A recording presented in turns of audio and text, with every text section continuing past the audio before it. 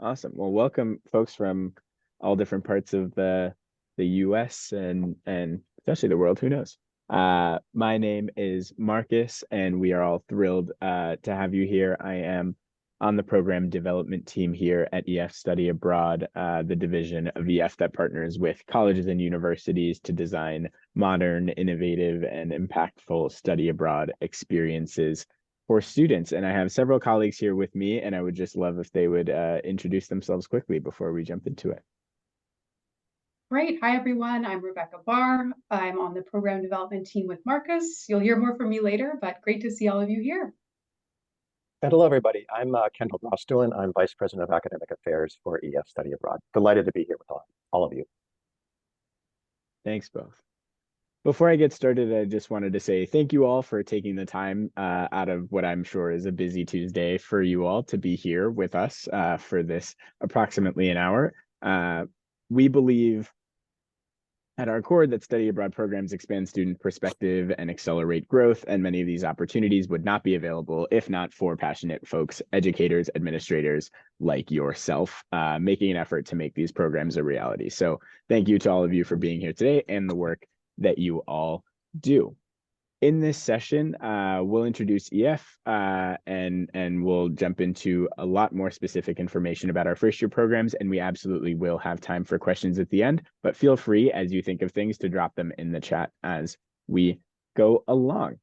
So starting with a bit of background context, I want to just give you all a little bit of insight into the full scope of EF as a global organization before diving deeper into these first year programs. So in the United States especially, it's quite likely that someone in your family has taken a class trip abroad with us during middle or high school, as EF Educational Tours is the largest provider of its kind, sending hundreds of thousands of students around the world each year. It's also possible that a friend or a neighbor or someone that you know may have taken a gap year or participated in one of our gap semester programs before college or as a break from college, as EF operates the largest and fastest growing gap year program in the United States as well. Maybe you know someone who has spent time studying at an EF language school in one of around 50 destinations around the world, where we've taught dozens of languages to millions of students over the past 60 years. And all of this is to say that there are frankly many ways that you may have been touched or encountered EF in the past, but you may not, and you may not realize that EF is actually this sprawling global organization made up of all of these different divisions on the grid here. And obviously the one that we feel most partial to as we belong to it is the one highlighted here on the screen, EF Study Abroad.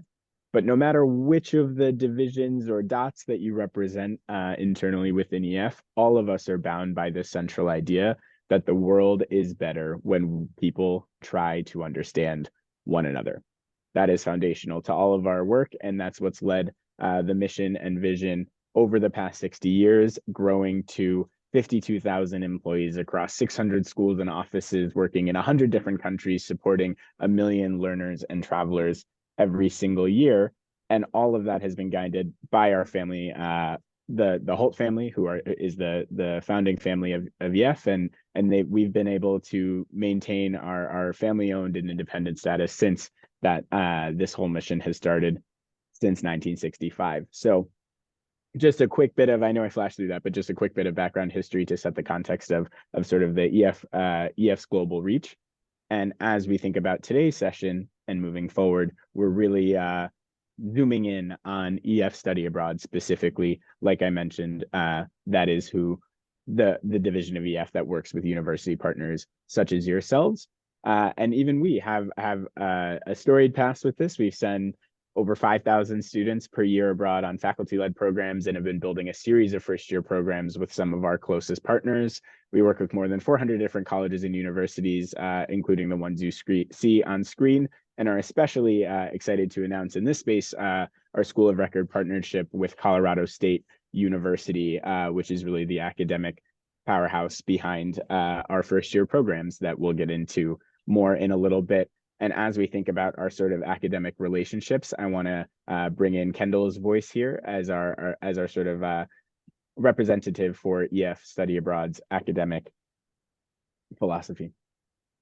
Wonderful. Thank you, Marcus. I thought it might be helpful to provide a bit of context as to why EF Study Abroad is investing deeply in the development of first-year global programs. Simply put, we're aligning ourselves with responding to a field that has been significantly transformed by COVID. And we're doing so with an eye to ensuring that, as with everything we do, these programs are academically rigorous and experientially sound.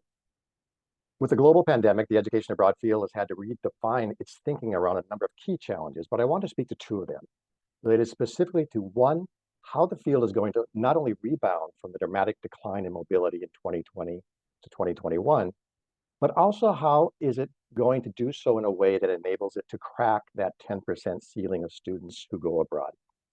And two, how can the education abroad field support colleges and universities that have faced steep budget cuts and are now working within significantly reduced financial margins?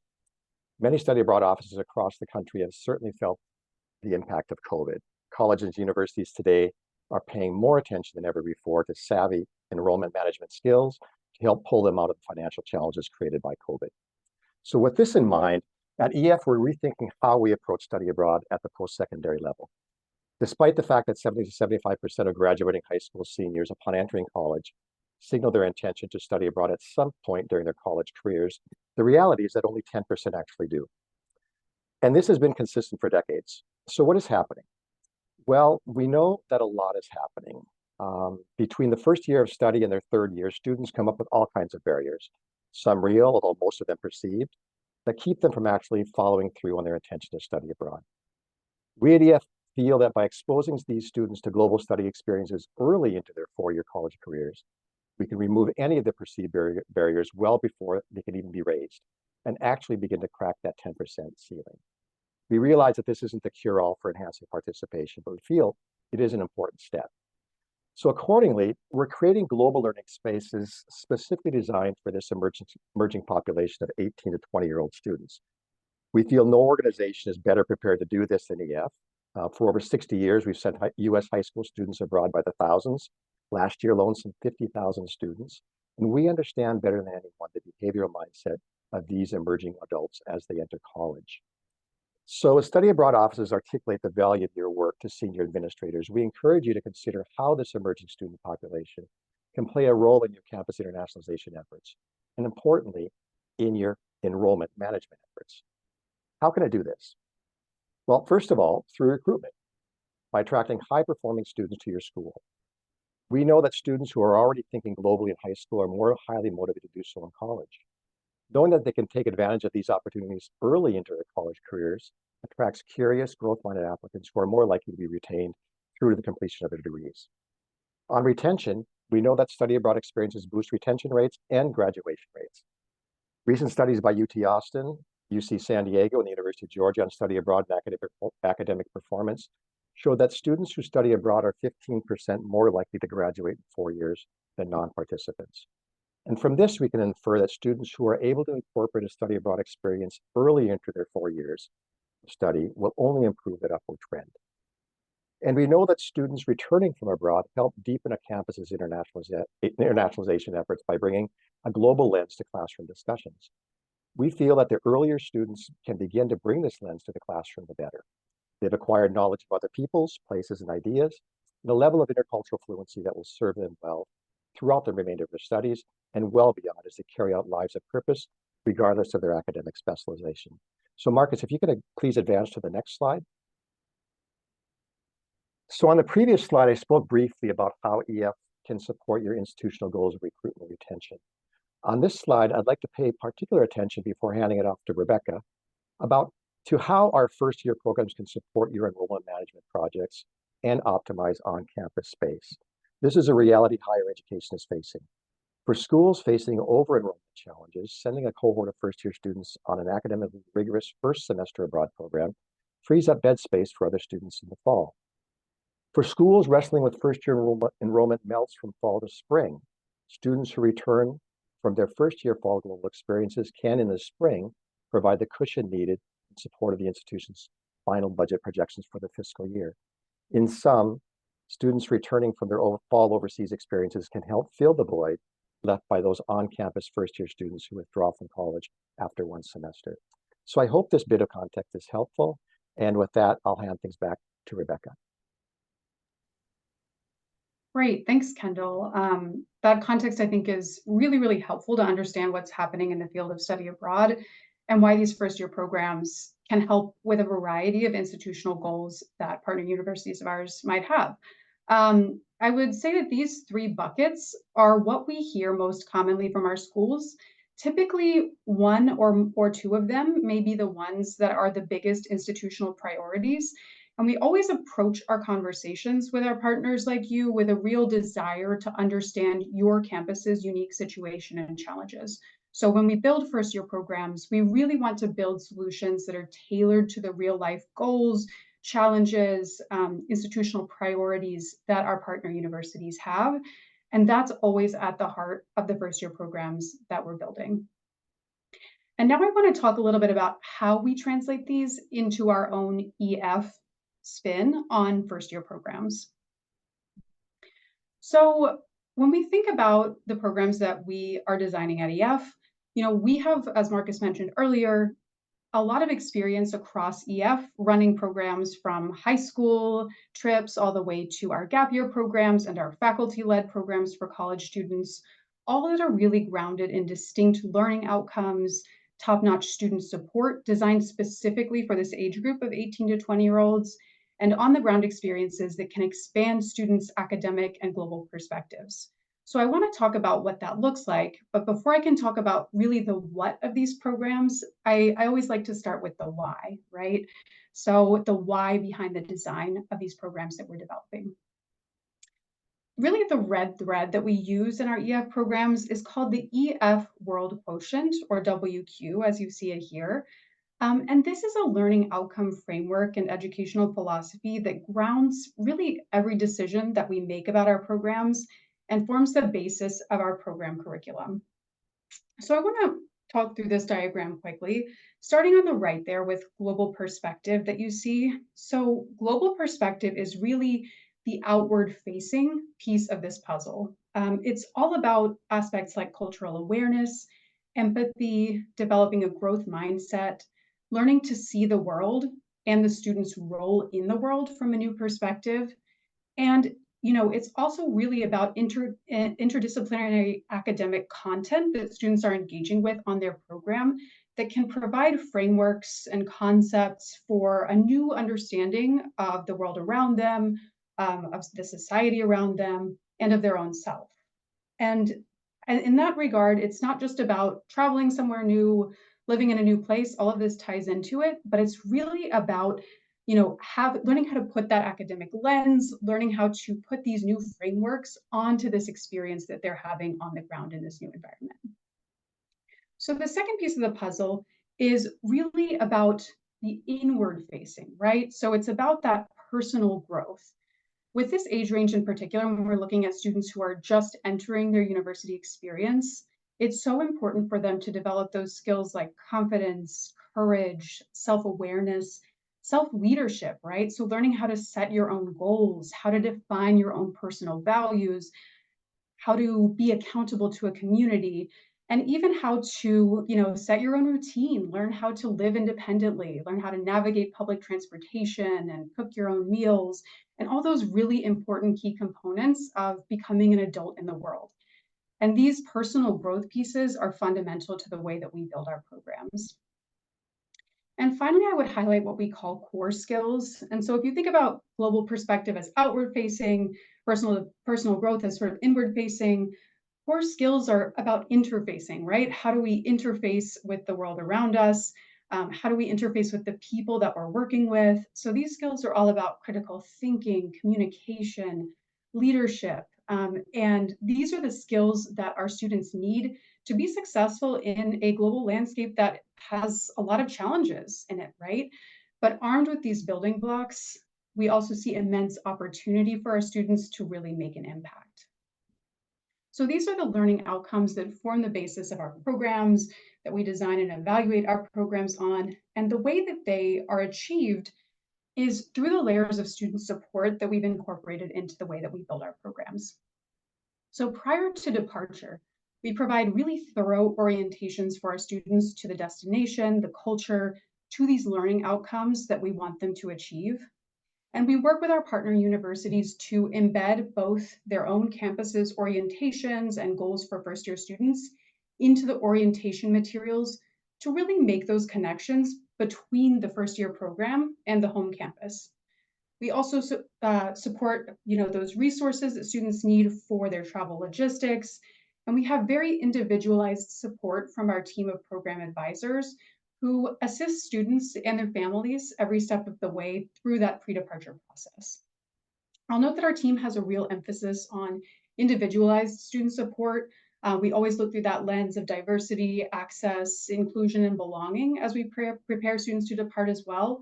We have resources available to support students with a range of identities as they go through this process. And this is especially important for those travelers who, for many of them, it's their first time going abroad or their first time living away from home. And our materials and our support are really catered to students like this, who need and who deserve that level of support as they prepare for this experience. On program, we know how important it is for students to have that really consistent quality support throughout their time on the ground. So we have EF full-time staff on the ground with students to help them orient to their new environment, to lead regular community engagement sessions, reflection sessions, team building sessions, and really provide that support that students might need if they need medical help, if they need emotional support, all of those pieces that are so important to having that support on the ground. We also partner with an organization called Careaway. It's an app-based physical and mental health support system where students can actually chat virtually 24/7 with a healthcare advisor. They can refer students to local hospitals or pharmacies, help students identify the right medication that they may need, and even provide virtual counseling sessions. So we really provide students with a holistic and wide-ranging set of resources to support them while they're on program. And finally, returning from program, we really want students to have a robust reentry program as they return back to the US, back to their home campuses. So we have our own structured reentry curriculum that helps students reflect on all that they've experienced during their time on program. And we also partner with our partner universities to really tailor this curriculum to help students with the transition back to their specific home university. So this is always something that has sort of our core EF reentry curriculum embedded, but also has those aspects that you would want for your individual students from your campus to have as they transition back to that home campus community. So now that we've talked a bit about the foundation of all of our programs, I want to get into the where and the what of our first year programs, starting with our EF hub locations. So you can see these beautiful photos here, all amazing cities. I'll just start off with that. Like, they are world-class destinations, absolutely incredible opportunities in each one of these for students both inside and outside the classroom. So we've got London, Barcelona, Munich, Rome, Seoul, and Tokyo.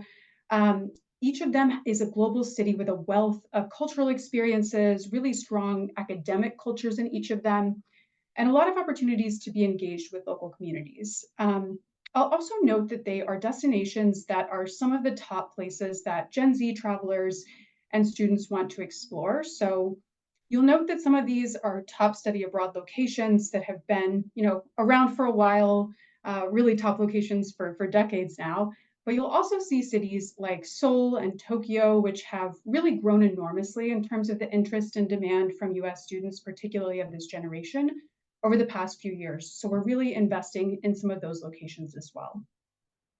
We also have the goal of making our first year programs really accessible, as I mentioned earlier, to first time or fairly new travelers. So we chose cities that are some of the top destinations for study abroad students, but also have a level of support, right? I'll talk a little bit about what we have for EF support in the next slide, but these are places that students both want to go and that allow them to have the resources to really live and thrive in these cities. So when we think about what makes each of these cities an EF hub city, we've really strategically focused on these 6 cities to provide the best support and on-the-ground experience for our first-year students. This allows us to go really deep in each location. So in each of these 6 locations, you'll see these 3 aspects.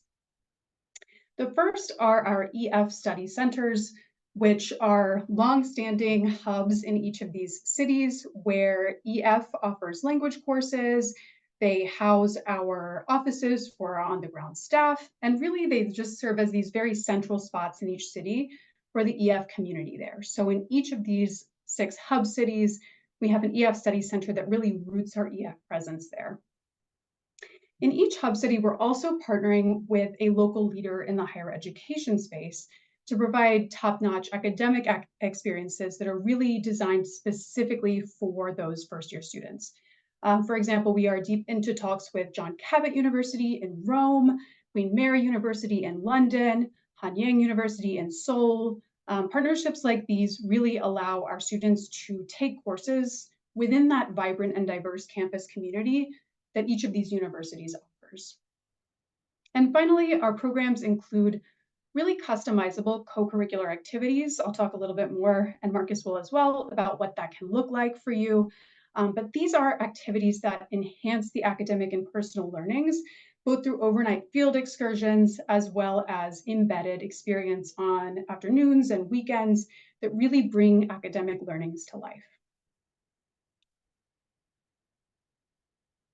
So at the heart of these programs is really a customized approach that's designed to fit your institution's needs in terms of length, excursions, coursework, etc. So from the academic side, we are working, as I mentioned, with some of the top institutions in each city to really put together a selection of coursework that's relevant to your students' goals.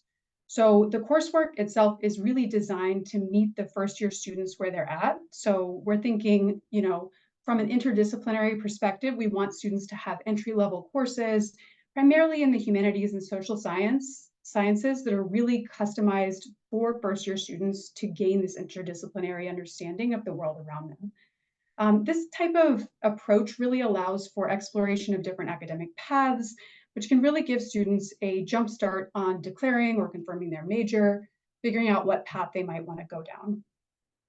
We also offer, as part of the customization we do with schools, the option to take language courses at our EF study centers. So there are a variety of different language levels and options there. And we found that it's really helpful for students both to have that grounding in the local language and to have that connection with the local EF community in this study center hub. So this is an option that you can include in your first year programs. Finally, our academic credits are transcribed by Colorado State University, who we work with closely so that students can transfer those credits back to the US academic system quite easily. In terms of field excursions and local cultural activities, these are such a key part of these programs, really allowing students to get outside the classroom, take typically at least 2 overnight field excursions to either nearby cities or regions or even countries, to explore different academic topics in depth, to see them in action. And we work with each university to really figure out how to customize those based on the outcomes that you want for your students. Marcus will give a great example in a few minutes about how we did that in Seoul. But these excursions really help bring those classroom learnings to life.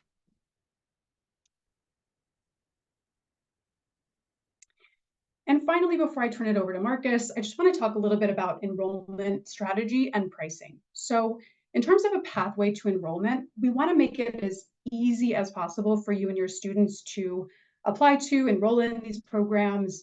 So we work with you to, typically the process looks like a question or a supplemental application process in your applications, in your admission cycle.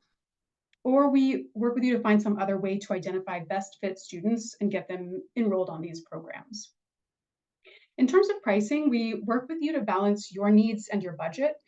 Our base pricing always includes things like tuition, US credits, accommodations, excursions, local transit pass, our EF global support, access to Caraway, the app that I mentioned earlier, field staff, and select meals. So we can work with you to customize your program to make sure that it's including really all the specifics that your students want and need on the program to make it truly feel connected back to your university and to meet your university's goals. The starting prices for these programs really vary based on location, from about $18,000 up to $29,000. And that variance is in large part due to the cost of living in each city, which dictates accommodation costs, things like that. And whatever your goals are, we can work with you to figure out the location, the program structure, all of those details that work best for you. And to bring that to life a little bit, I'll hand it over to Marcus, who will share an example of one of the programs that we've built and bring this to life a bit. Over to you, Marcus. Amazing. So when we think about collaborating with your university, as Rebecca mentioned, right, we really want to make sure that we are providing the program that your students are wanting and needing. And I'll speak just for a moment about conceptually about how this process works, and then speak to an example after that. So no matter what, we design everything in partnership with the university. And that means that we start by understanding the curricular goals you have for your students, and the type of design you are hoping to produce for them in terms of the program. We work with our local universities and our EF study centers to identify the coursework and the academic provisions that are right for your students. And then we, and by we, I literally mean Rebecca and myself, really jump in to iron out all of the programmatic details like field experiences, overnight excursions, co-curriculars, pre-departure programming, as well as pre-departure support, and obviously all of these back-end logistics that happen when we think about large-scale, long-term partnership type agreements. Obviously, we've spoken to EF's massive global network of in-country support for all of our travelers, and that is no different for these programs during the in-country execution portion of the program. And then we are also particularly passionate about assessment and evaluation, understanding how we can proactively set up feedback mechanisms to make sure that the students are able to provide feedback on the program itself, but also for us to assess the student development and learning outcomes to make sure that these programs can sort of translate into numbers that you can use in meetings later on, and continue to grow campaigns like this on your campus. So really, it's a step-by-step partnership process, and just to give that a little bit of color, as Rebecca was alluding to, just want to chat very quickly, give a brief voiceover to our program that we've developed in partnership with UT Austin over the past, several months, or quite a little bit longer than that. But this is an incredible program that really started with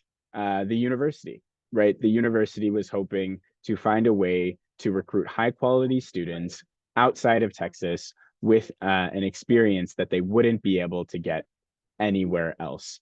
And so they decided to incorporate an application for this program right into their Common App process, where students have a chance to select that they are interested in this alternative start program, and particularly select that they are interested in living and learning in South Korea. UT came to us at EF with the goal of a program in Seoul focused on the themes of technology and society. So where a typical study abroad programs for juniors in Seoul might just have them attend the local university partner, for this cohort of younger students, we really focused on customizing the program components to that theme. The orientation to the city includes navigating public transportation, understanding local technologies. The intensive language at the start helps students, allows students not only to study alongside other international students, but be able to build a foundation in Korean to be able to navigate the city. And more advanced students are able to build on their existing foundation to take their experience with speaking and conversation with local folks to that next level. All of the weekly activities and excursions are also designed around the theme. The engagements that they're doing in the city of Seoul with technology, all technology organizations and companies all revolve around the theme, as well as they go on their overnight excursions, weaving this theme through throughout. Along the way, our team has been in touch with the UT team, incredibly consistently. We've connected in our operations headquarters in Europe and our center on the ground in Seoul. The team's even done site visits. And for this program, we believe that it's a great example of the type of program that can really be created in one of our hub cities, leveraging our sort of resources in those hub cities to address a series of challenges that your university would be having or is having. And we think that these programs on the whole align with our larger mission here at EF, which I mentioned all the way at the beginning of this, that we believe that the world is better when people understand each other. And I think this is a great pathway for that.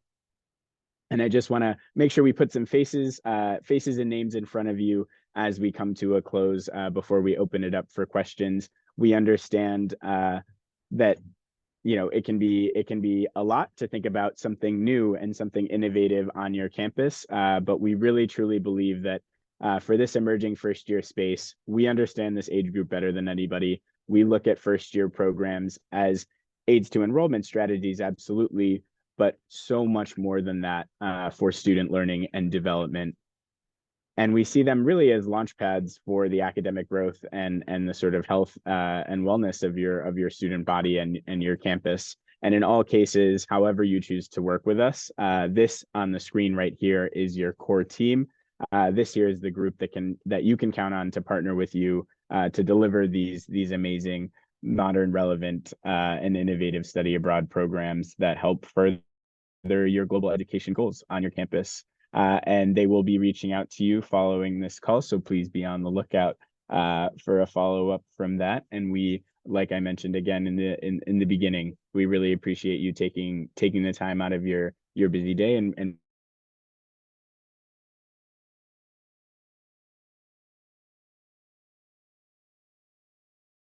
the screen who follows up after this meeting. And I hope I didn't cut out there at the end. I'm seeing myself freeze, but I think I am in the clear. You're back. You're good. Amazing. Great. Any questions folks have? We are happy to answer now. Just looking in the chat in the Q&A box. Yep, a question from Emily. What is the typical size of the cohort? Marcus, you want to take that one? Yeah, absolutely. So typically we're looking at a 20 to 25 student cohort. It certainly depends on the individual university, the local university, and the sort of setup there, and also what you're comfortable with in terms of what you believe is a good cohort size. And I think it's really up to the university to determine if they really want to maintain a small cohort, small class size field, especially if there's particular benefit to doing that, whether it's thematic or for the sake of the students. We are always happy to adjust and make sure that we're matching the needs of the university and the needs of the partner university, but generally between 20 and 25. A quick question from Jacqueline. How far in advance do we start planning? Again, Marcus, you want to take that? Yeah, that's a great question, Jacqueline. I think the beauty of EF and our immense operational network is, and especially the fact that these programs only happen in our hub cities where we have an existing presence, means that we can actually spin up programs relatively quickly, especially relative to traditional sort of higher education terms. Where we really just want to be conscious is that if your school is on the Common App or just thinking about academic college admissions timelines, if this were to be part of, if we were able to add a supplemental application or a checkbox or whatever that may be onto the Common App, we understand that would be launching in the August prior to the next fall, so more than a full year in advance. And definitely we have lots of timelines that we can talk through, or maybe one of our partnership directors can follow up and dig a little bit deeper into the timeline and cadence of your school semester system and sort of how you all work internally. But generally, I would say about 14 months in advance is plenty of time for us to be able to put the necessary components together, collaborate with all of the local partners, and then also be able to build in some novel components if that were to come up. If there was something very specific or thematically tied, that still gives us plenty of time to put that together. Yeah, and just to add on, for example, right now we're working with schools who are planning for that fall 2025 departure time. So right now is the time to be having those initial conversations, trying to figure out if this might be a good fit, what those plans might look like. This spring is really that time to be having those initial conversations. So, so if you are thinking about fall 2025, you are here at the exact right time. Exactly. And Rebecca, I think this is actually related to the question in the chat. What is the general length of time for these programs themselves? Yep, great question. So this depends a little bit on the partner university in each hub city, their academic calendar. So they are 1 semester long, but a semester could look anywhere from about 12 weeks to about 18 weeks. So again, it depends on that schedule and whether or not you want to include language courses, perhaps prior to the program at our EF language campus. So a semester long, but as you all know, semesters can vary in length and look a little bit different. So anywhere really from that about 12 to 18 week long range. Well, we don't want to hold folks, but Rebecca, Kendall, and myself will stay on for at least a couple more minutes if folks do have any lingering questions. But just wanted to say one more big thank you from all of us for attending today and being interested in potentially partnering to build these amazing first year program experiences. And anything, maybe closing words, Kendall or Rebecca, that you may want to say. Well, first of all, thanks all of you for taking the time to join this this webinar. We're really excited about this new dimension and the kind of programming that we're offering, making available through EF Study Abroad in partnership with some really highly respected strategic partner universities on the ground. It has so much potential. And again, for this emerging population of students that I think can really make a difference when it comes to how we can go about moving the envelope forward when it comes to campus internationalization and working with all of you. So thank you very much. Well said, Kendall. Yes, thank you, everyone. Appreciate your time. And we'll stay on for another couple minutes, but for those that need to hop, thank you. And we'll be in touch. The directors that you saw on the screen earlier will be reaching out. Thanks, everyone.